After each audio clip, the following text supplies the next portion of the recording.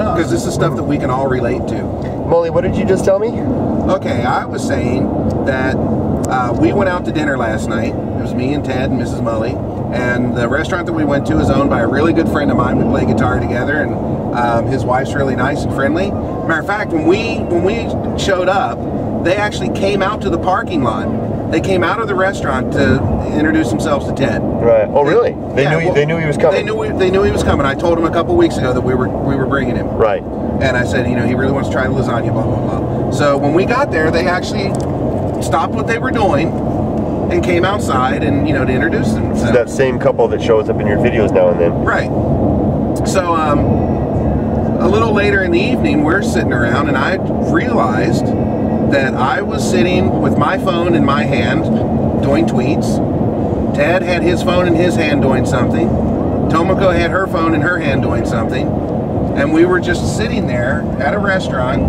We've got these few precious hours together, and we're wasting these hours playing with our phones and talking with the people that aren't there, when we should have just put our phones away and sat and talked, and, you know, like we would have done 15 years ago before all this started. Right. You know? It would have been catch-up time. Right. But what I was saying, like, people that aren't very good with social skills, and I don't mean that as an insult, but there are people that just, you know, don't do well socially. I think that Twitter and Instagram and all these things are a way for them to stay in their shell and not come out and talk. Right? I mean, you're in a social situation, well, be social. Right. Right? And we're all guilty of it. I'm not blaming anybody. I mean, I'm guilty of it just as much as anybody else. Yeah. And, but Kurt, you had said about bringing people together. Well, I think Ted said it better than I did. Okay. Because he gave an illustration of his, would you mind explaining that again, Ted? Okay, well, basically I'm a visitor here. These guys have made the big leap and have settled in, set roots up in a country not native to their own, Japan in particular. And I'm just a visitor. I'm here on a holiday, and what I was saying was, I've come all this way and met people that I've only known electronically for maybe a year and a half, but I've come all this way to meet them physically and basically cementing a relationship. Whereas my own friends that I've known since high school, since pre-social media on the internet, I've pretty much alienated them, because basically, yeah, they're not very active on Twitter, on Facebook. Even though they do have Facebook pages, they rarely check them or update them. You have to get out the big long corded phone to call them up on the landline, right? That is correct. You got to plug in, and that's ridiculous. It's 1986 all over again. That just holds me up. But at the same time, you know, I feel ashamed, because they are within my own country, somewhat, I mean, compared to this, local, but yet I've made a stronger effort to reach out in the world and meet people that I've only met, like I said, electronically prior. So is it because of the social media has facilitated new friendships? New friendships, yeah. Absolutely, because and it's a constant contact. I'll wake up in the morning, and one of the first things I do is fire up the computer and check the Facebook, check the Twitter, and see what everybody's up to. Well, the time difference, because you guys have already had your day, and you're going to bed, and I'm waking up, starting my day, so I'm kind of catching up. Well, I think a lot of this, that's a great point, and I've had the same thing happen as well, where I've lost contact with people basically due to the not sharing the same vehicles of communication and like. Now, one of the things a point that I've heard other people talk about, I think I heard Hiko talking about it once, and others as well, and Jim and I know you and I have talked about this, is the perception that your friends online aren't real. And there are some people who view a name, especially if it's a user ID, some user ID on the other end of the computer screen, as not being a real person. And I think that a lot of that comes from the idea that people can preserve their anonymity so well. Well, let's take a look at Fuji-san while we go by while I'm talking. You know, they can preserve their anonymity so well and actually fool us into thinking there's someone else. But in reality, that's the minority. A lot of the people are indeed genuinely real people, and I, for one, see them as such. And as a result, when I see you, the story you told me about being at the restaurant and all of you sitting there, you know, doing your devices while you're talking, I just picture that as the conversation probably kind of came to a point where there was a lag, and you guys extended the conversation into the sphere where you all exist as well. It was not really a diversion from the group. It was an extension. The group, you know, because all of you are connected elsewhere as well. And I see that as a beneficial thing and a beautiful thing. But it does take away, and I'm going to add my own part to it as well.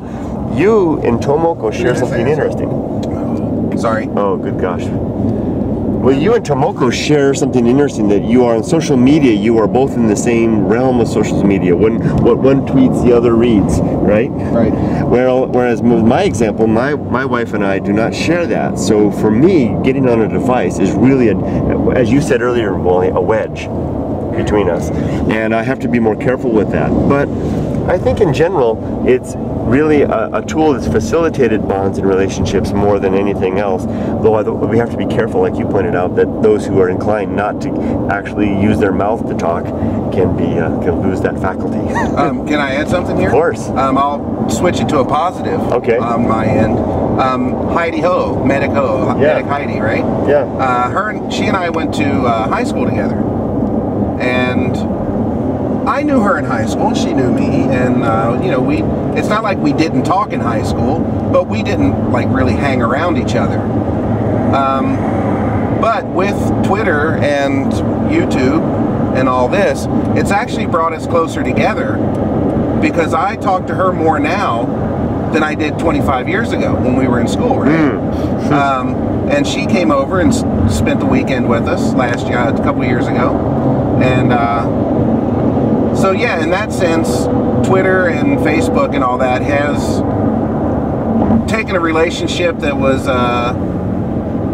what do you call it? Just a casual relationship between two people, has bonded us closer as closer friends because of this. Nice. I'm sorry, that fit me in with you and me. What's that? His description about Heidi and him, as totally fitting me and you, her and I. Because before this, all this media, internet world, you were my husband's co-worker. Right. The guy my husband worked with. Right. But I could say, I don't know about you, but I could say you're my friend. Yeah, I think so too. I feel really close to you now. Because of all this internet social networking thing, and I have to appreciate it, because I make a new friend who's apparently very important to me in my life, and important in my husband's life, equal our lives. So it's not all bad thing that. You summarized that really nicely. I'm sorry, I didn't speak well. I really like the way that you described how someone who was just a connection, you know, or a name. I was a name before, right? I was Kurt, that guy at work. You were just a Kurt, the guy my husband. That asshole works me off all the time. Yeah, the guy the guy who gets all frustrated at work all the time. But now I'm your friend on not only on social media but in real life. So when we met this morning, when all four of us came together at the bench, it really wasn't like we're just coming together after not seeing each other for a while. We all knew what we were doing. We'd been seeing each other's tweets through the day. I'd seen Ted get out of bed with a scruffy look on his face. You know, the first thing in the morning, right? And I saw you guys tweeting and stuff and talking, so it's really a continuation and a bond. Yeah, yeah. What? I forgot to tweet you while I was taking a dump. You tweeted that you were going to take a dump at 11 o'clock. So there you were. even timed it. You even told me whatever happens at 11 o'clock, I'm taking a dump. Right. Well, the good thing about the Twitter, I recently tweeted the same thing to, I think, Rob the Gaijin. He was frustrated from something that just taking off on his feeling on the Twitter.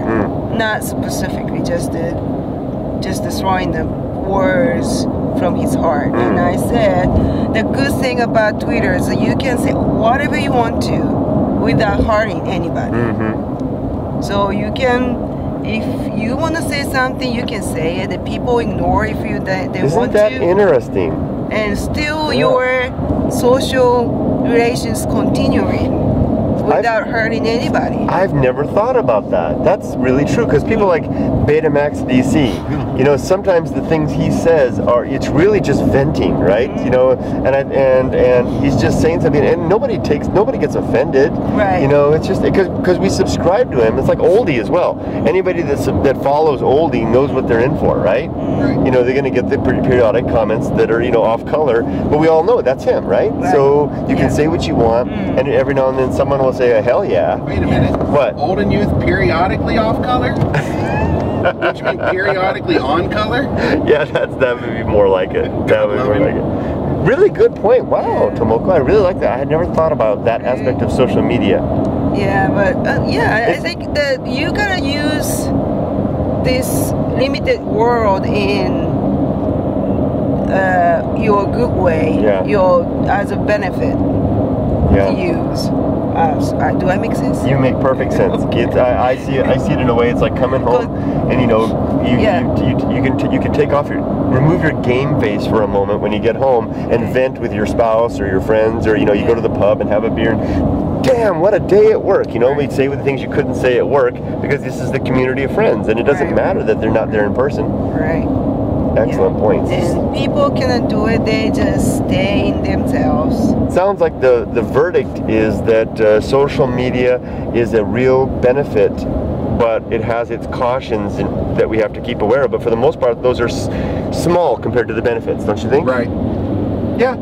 But I would highly recommend people that feel that they're antisocial or aren't good at interacting with people in real life. Yeah. They really should try to, you know, learn some of these social skills, because sticking to Twitter and all that just keeps them in their shell. Absolutely. And that's not a good thing. You know, I was thinking about that just yesterday. I had to make a speech yesterday, and I had to make a speech in front of a large room full of people, and I didn't worry too much about it because all I had to get was the first sentence started, because all this time that I spend on practicing on camera, developing that has helped to the real world as well. So maybe people that are doing this stuff that are not very social, maybe the exercise online will help them in the real world as well. Yeah, when I did my radio interview last week, people were saying, wow, Mully, that was really smooth. You did really good on that. And the first thing that came to my mind was, I think it was this last year, talking in front of a camera all over YouTube, which made me not nervous to do this. Isn't it, you have to just get the first sentence or paragraph started and you run. Right. Right? And that's because there's another boon of social media and those skills that come from it. Wow, this is a nice tunnel as we barrel through a mountain. Shall we, anything else anybody else wants to say? Ooh, nice glow from the light. Yeah, from the iPad. Well, we emerge from the light, and have we, hopefully we've shed light on something interesting and fascinating, and not brought darkness and fluorescent illumination upon things. Is that a good ending? That is. Okay, all right. So goodbye from Ted. Goodbye. Goodbye from Mully. And goodbye from the wonderful Mrs. Mully. Thank you. Bye. Okay, and goodbye from me. Peace. See you.